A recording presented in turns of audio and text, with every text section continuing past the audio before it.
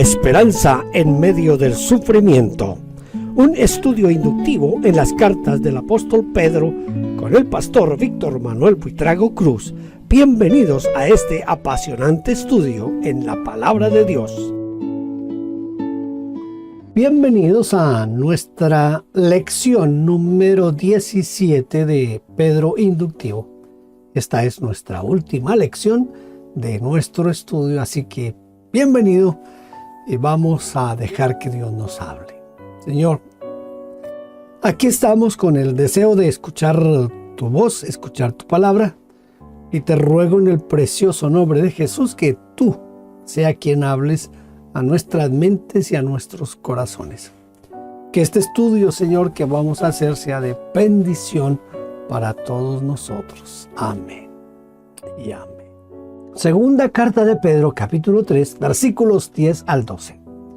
Pero el día del Señor vendrá como ladrón en la noche, en el cual los cielos pasarán con grande estruendo y los elementos ardiendo serán deshechos y la tierra y las obras que en ella hay serán quemadas. Puesto que todas esas cosas han de ser deshechas, ¿cómo no debéis vosotros andar en santa y piadosa manera de vivir, esperando y apresurándoos para la venida del día de Dios, en el cual los cielos encendiéndose serán deshechos y los elementos siendo quemados se fundirán? Muy bien, esto es lo que dice la carta de Pedro. Ahora vamos a entrar a nuestras preguntas en nuestro PowerPoint. ¿Le parece? Entonces aquí vamos con nuestras preguntas en PowerPoint. Primera pregunta sería, ¿qué vendrá como ladrón? ¿Y qué es lo que quiso decir el apóstol Pedro con esto? En este caso, no es el Señor que vendrá como ladrón. Escuche, no es el Señor que vendrá como ladrón, sino el día del Señor. Esta misma expresión ha sido utilizada por el apóstol Pablo en la primera carta a los Tesalonicenses, capítulo 5, versículos 2, que dice: porque vosotros sabéis perfectamente que el día del Señor vendrá así como ladrón en la noche. El versículo 4 dice: mas vosotros, hermanos, no estáis en tinieblas para que aquel día os sorprenda como ladrón. Y quiso decir que ese día no los tome como sorpresa. Ojalá que estemos todos listos y que no seamos sorprendidos. Pedro menciona algunas cosas que ocurrirán en ese día del Señor. ¿Qué será lo que va a ocurrir? Mire, en el día del Señor va a ocurrir lo siguiente. Primero, los cielos pasarán con grande estruendo, con ruido ensordecedor, dice la Biblia de Jerusalén. Los cielos se disolverán con gran ruido, dice la versión latinoamericana. En segundo lugar, los elementos ardiendo serán deshechos. Se denominaba elementos a lo que estaba ordenado, arreglado, o también a lo que es básico y fundamental. Los elementos abrazados se disolverán, abrazados con Z en el sentido de quedar dentro del fuego, ¿no? Se disolverán, dice la Nácar Colunga. Los elementos se derretirán por el fuego, dice la versión latinoamericana. Y en tercer lugar, la tierra y las obras que en ella hay serán quemadas. Miren como dice la versión latinoamericana, dice: la tierra con todo lo que encierra quedará consumida. Y la Nueva Biblia Española dice: la tierra y lo que se hace en ella desaparecerán. Tremendo todo esto. A veces nosotros lo tomamos como muy a la ligera, esto del día del Señor. ¿Qué querrá decir la frase apresurándoos para la venida del día de Dios? Otras versiones de la Biblia traducen esperando y acelerando el advenimiento del día de Dios. Por lo menos así dice la Nácar y Colunga. Mientras aguardan y apresuran la llegada del día de Dios, dice la Nueva Biblia Española. Esperando y apresurando por ese medio la venida de Dios, dice la versión latinoamericana. Por lo tanto, uno puede apresurarse para la venida del día de Dios, poniéndose al día con sus deudas pendientes, corrigiendo las cosas que hizo mal y completando las obras inconclusas, pidiendo perdón, reconciliándose con aquellos que ha ofendido y otras cosas de las cuales el Señor podría pedirle cuentas cuando regrese. Pero, por otra parte, uno puede apresurar o acelerar la venida del Señor con una vida santa y consagrada a su causa e intensificando. Esto es una parte que nosotros no le hemos puesto mucha atención, y es el cumplimiento de la gran comisión. Es decir, necesitamos evangelizar, ganar al mundo para Cristo, porque no vendrá el fin sino hasta que el evangelio haya sido predicado a todas las naciones. Esto dice Mateo 24:14, hasta que el evangelio sea predicado a todas las naciones. Esto es más serio de lo que nosotros podemos pensar, la evangelización, la gran comisión. Los versículos 13 y 14 dicen: pero nosotros esperamos, según sus promesas, cielos nuevos y tierra nueva, en los cuales mora la justicia. Por lo cual, oh amados, estando en espera de estas cosas, procurad con diligencia ser hallados por Él sin mancha e irreprensibles, en paz. Esos énfasis que yo hago no están en el texto, soy yo el que hago esos énfasis cuando leo la Escritura. Una vez alguien me dijo: ¿por qué usted habla así? ¿Por qué usted enfatiza tanto? Bueno, hay partes que hay que enfatizar de vez en cuando, ¿verdad? ¿Por qué habría enfatizado Pedro que en los nuevos cielos y en la nueva tierra mora la justicia? ¿Por qué razón? Pedro podría haber dicho que los nuevos cielos y la nueva tierra, ahí mora Dios, que los ángeles, que los hijos de Dios. Y eso es cierto, ¿verdad? Si Pedro hubiera hecho ese énfasis, pero señaló más o hizo más énfasis en que mora allí la justicia, para marcar un contraste con la realidad presente. ¿Se acuerdan? Cuando comenzamos el estudio, yo les dije que estas cartas habían sido escritas a los expatriados, es decir, a esos hermanos que estaban fuera de Jerusalén principalmente y de Judea, habían sido esparcidos por causa de la persecución. Entonces vivían en una injusticia tremenda. Dios ha preparado una nueva dimensión donde no hay lugar para ningún tipo de injusticia, ni habrá lugar para los injustos, tal como lo afirma el apóstol Pablo en la primera carta a los Corintios, capítulo 6, versículos 9 y 10, que son dos versículos que ya casi nos va a quedar difícil leerlos en nuestros púlpitos, porque mire, aquí en Canadá aprobaron hace poco una ley que uno no puede decir absolutamente nada contra la comunidad LGBTI, y leer estos textos en público ahora nos puede causar problemas, pero yo lo voy a leerlo. ¿No sabéis que los injustos no heredarán el reino de Dios. No es rey, ni los fornicarios, ni los idólatras, ni los adúlteros, ni los afeminados, ni los que se echan con varones, ni los ladrones, ni los ávaros, ni los borrachos, ni los maldicientes, ni los estafadores heredarán el reino de Dios. Aquí podemos observar que el concepto de justicia o de injusticia no se limita solamente a vive honestamente, no hagas daño a nadie y da a cada uno lo suyo. No,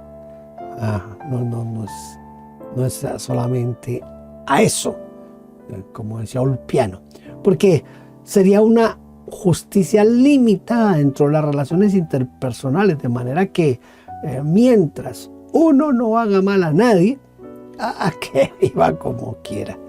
Eso no es lo que se habla aquí de la justicia o de la injusticia. Sin embargo, mire, yo quiero que preste atención a esto. La justicia según Dios no es así, porque los fornicarios, los idólatras, los afeminados, los homosexuales no hacen mal a nadie. Sin embargo, Pablo afirma que no entrarán al reino de los cielos o al reino de Dios. Y en ese reino, Dios es el dueño. Él es el dueño de casa. Y Él es quien decide quién entra y quién no. Y además decidió que allí morará la justicia. Dice Isaías 32, y el efecto de la justicia será paz, y la labor de la justicia reposo y seguridad para siempre.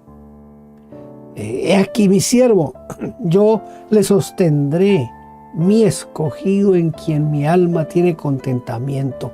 He puesto sobre él mi espíritu. Él traerá justicia a las naciones. Dice Isaías 42:1. No temas porque yo estoy contigo. No desmayes porque yo soy tu Dios que te esfuerzo. Siempre te ayudaré, siempre te sustentaré con la diestra de mi justicia.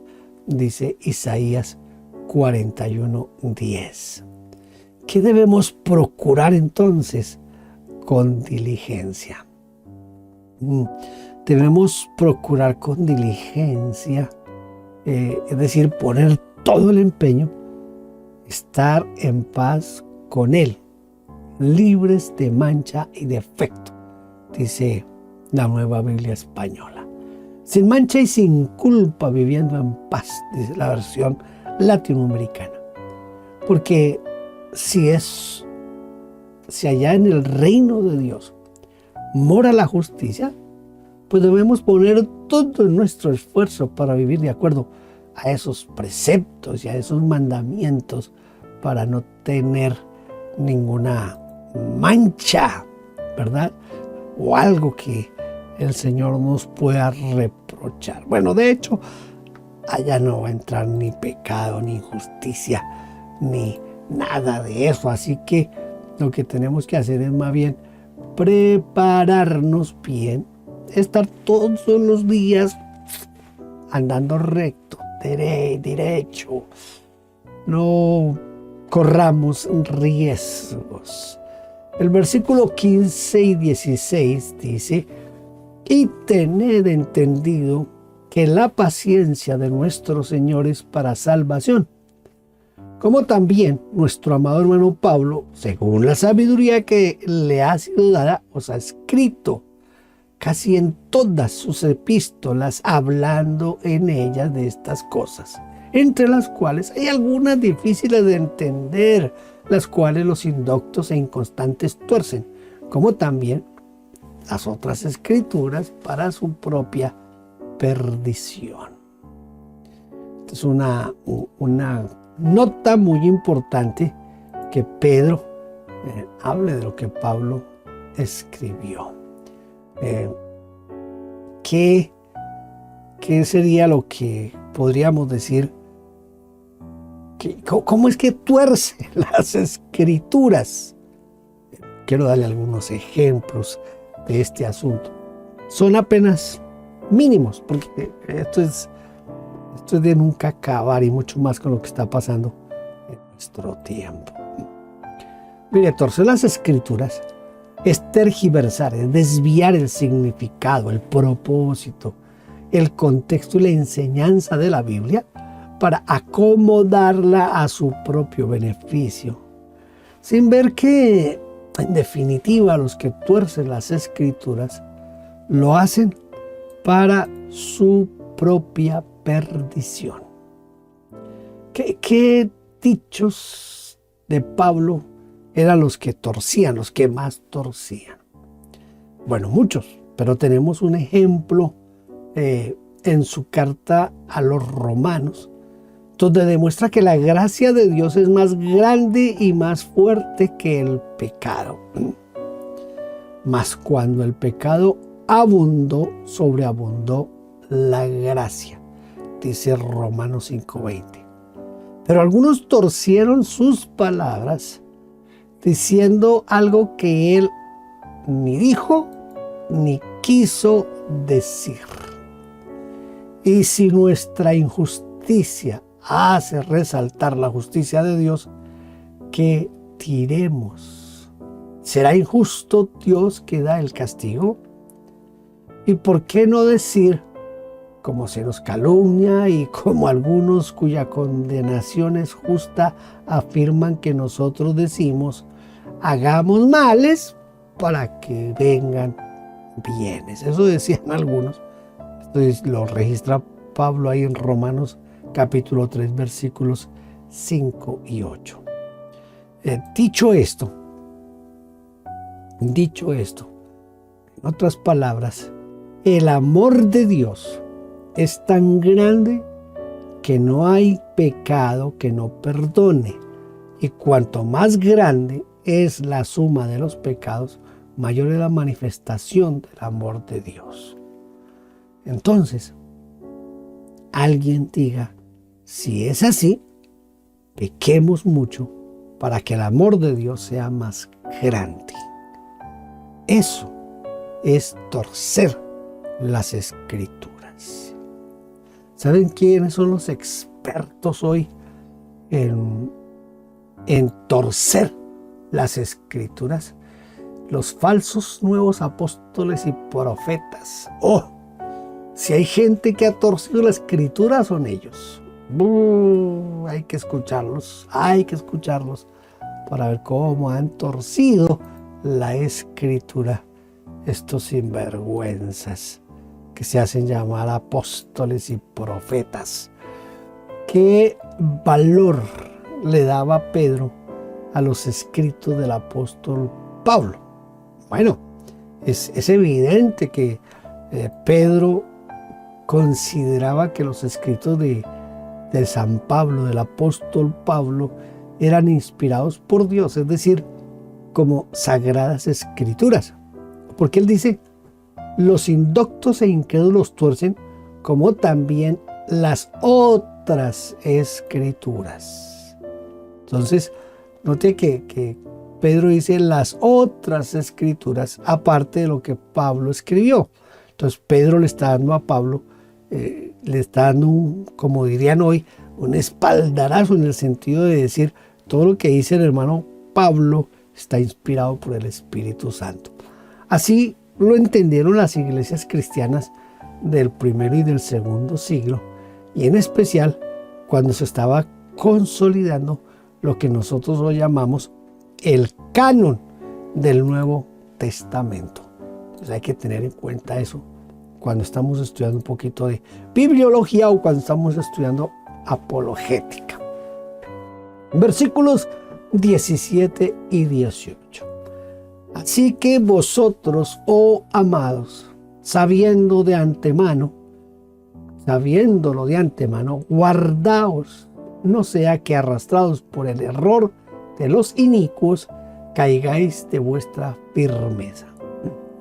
Y este último versículo siempre me ha llenado como de esfuerzo, de querer ser mejor. Y recuerdo, recién yo comenzaba la predicación, en mis primeros años del pastorado, prediqué sobre este versículo, porque yo como que me enamoré. En mis primeros años de predicación me enamoré mucho de lo que se llama sermón textual. Y este es un texto que sirve mucho para hacer un sermón textual. Dice: antes bien, creced en la gracia y el conocimiento de nuestro Señor y Salvador Jesucristo. A Él sea la gloria ahora y hasta el día de la eternidad. Amén. Amén. Voy a volver a leer los dos versículos seguidos sin el paréntesis que hice. Dice: así que vosotros, oh amados, habiéndolo de antemano, guardaos, no sea que arrastrados por el error de los inicuos, caigáis de vuestra firmeza. Antes bien, creced en la gracia y el conocimiento de nuestro Señor y Salvador Jesucristo. A Él sea gloria, honra hasta el día de la eternidad. Amén y amén y amén. ¿Verdad que vale la pena ese texto? Leerlo, estudiarlo, porque es bien interesante. ¿Cómo se podría definir a una persona inicua? Se dice que una persona inicua es cuando da evidencias que es injusta, que no es equitativa, es una persona que es malvada o cruel.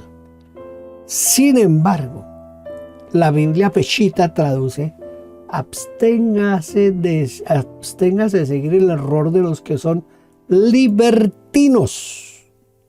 De los que son libertinos. Se dice que alguien es libertino cuando comete excesos en sus diversiones y placeres sexuales. Es el que malgasta su dinero, su fortuna, lo que tiene, en juergas y en diversión. Esos hay muchos hoy, ¿verdad? Otras versiones de la Biblia traducen de la siguiente manera. Por ejemplo, la Nueva Biblia Española dice: que no les arrastre el error de esos hombres sin principios. La versión de Jerusalén dice: por error de esos disolutos. Y la otra versión dice: en el error de los licenciosos. ¿Cómo puede ser arrastrado por el error de los inicuos? Mire, es muy difícil que uno sea arrastrado por el error de gente cruel, de gente malvada, de gente injusta. ¿Por qué? Por el mismo rechazo que este tipo de personas produce. Sin embargo, una persona alegre, divertida y graciosa capta nuestra atención, y si es un libertino, fácilmente podría arrastrarnos al error, porque nos hace reír con sus ocurrencias, que al principio son totalmente inocentes y de buen gusto, pero si hay maldad en su corazón, con esta misma sutileza, puede sembrar en nosotros la duda, la irreverencia ante lo que es sagrado, el menosprecio a esos verdaderos valores del Evangelio. Porque esta gente es experta en hacer eso. Yo tengo un testimonio. Voy a tratar de resumirlo lo más que pueda. Teníamos un hermano que estaba empezando a ser un buen líder dentro de la iglesia. Entonces lo pusimos a cargo de un centro de predicación que teníamos, y el hombre estaba allí enseñando en la escuela dominical. Estaba haciendo un buen trabajo, pero resulta que un día se fue a trabajar Él era constructor y se fue a trabajar a un pueblito de clima caliente. Entonces, una de esos días fue hacia la parte donde estaban las ventas nosotros decimos panaderías, y donde venden de todo, con el deseo de tomarse un refresco, una gaseosa, una soda, no sé cómo le llamen ustedes en su país. Y entonces cuando él va hasta allí, de pronto se encuentra con el que era el tesorero de nuestra iglesia. Y el tesorero de nuestra iglesia estaba sentado en una mesa con unos amigos y tenía la mesa llena de botellas de cerveza. Y el tesorero estaba ya medio entonado, estaba borracho ya. Entonces se saludaron y el hermano, pues, como así, luego usted, ¿qué hace aquí emborrachándose? Entonces el hombre le dice, no, eso no, es que tomarse una cerveza no es pecado.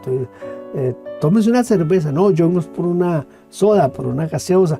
No, eso tómese una cerveza, que la cerveza sí le quita la sed.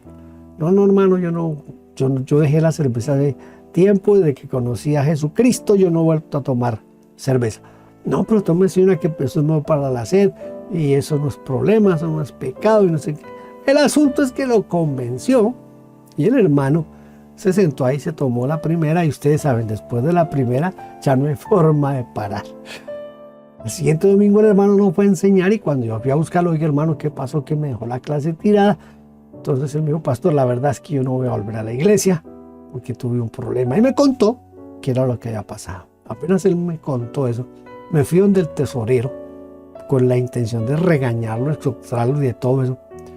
¿Qué cree que pasó? Cuando llegué a la casa del tesorero, él me dijo, ¿pero qué? ¿Dónde está el pecado? ¿Dónde está la maldad? Eso no es pecado, pastor. Eso. Tráigame un favor, entrégueme la tesorería y me la entregue allá. Hay gente así, experta en hacer caer a los otros.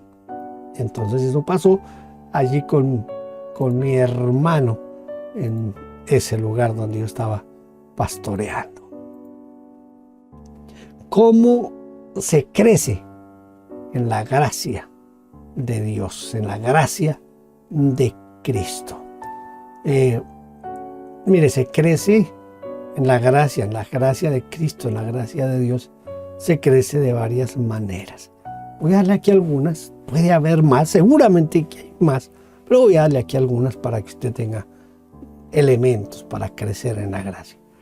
Primero, escuchando las instrucciones de los padres.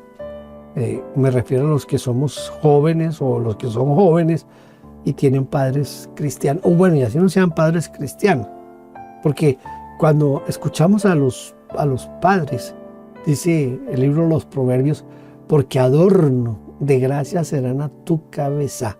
Es decir, cuando yo hago caso a mis padres. Segundo lugar, no apartarse nunca de la misericordia y de la verdad. En Proverbios 3:4 dice, y hallarás gracia y buena opinión ante los ojos de Dios y de los hombres.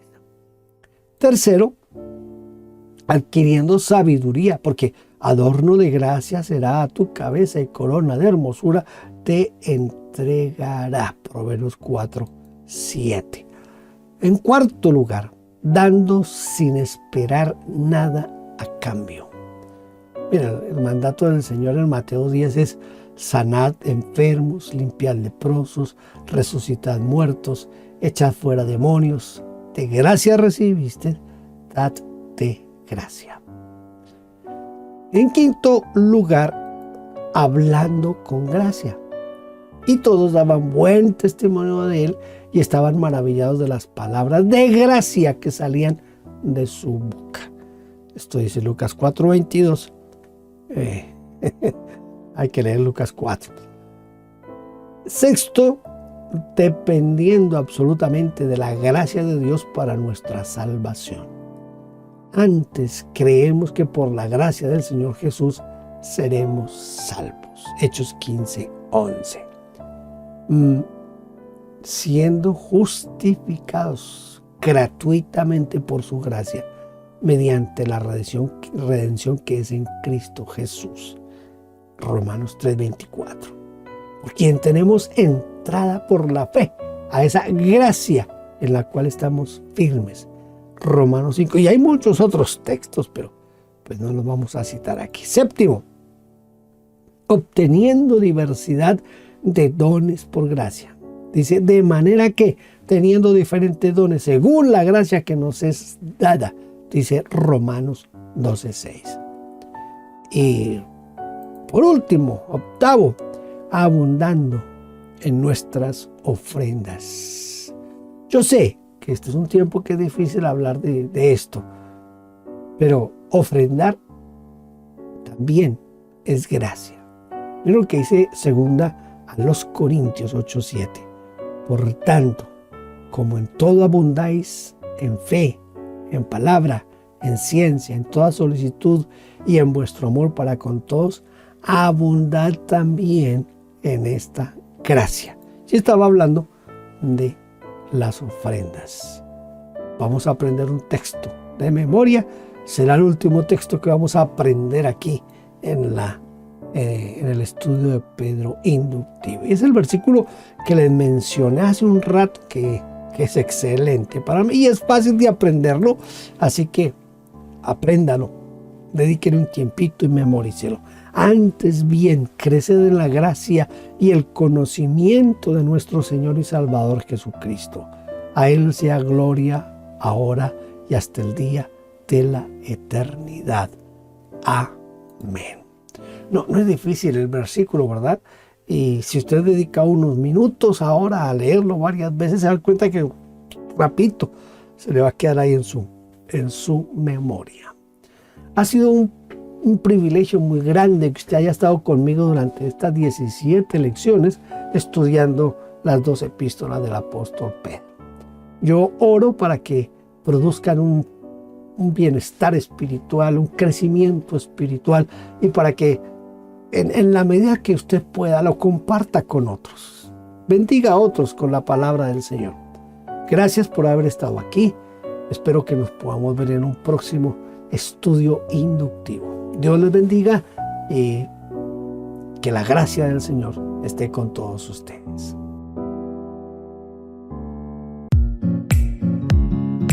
Gracias por vernos.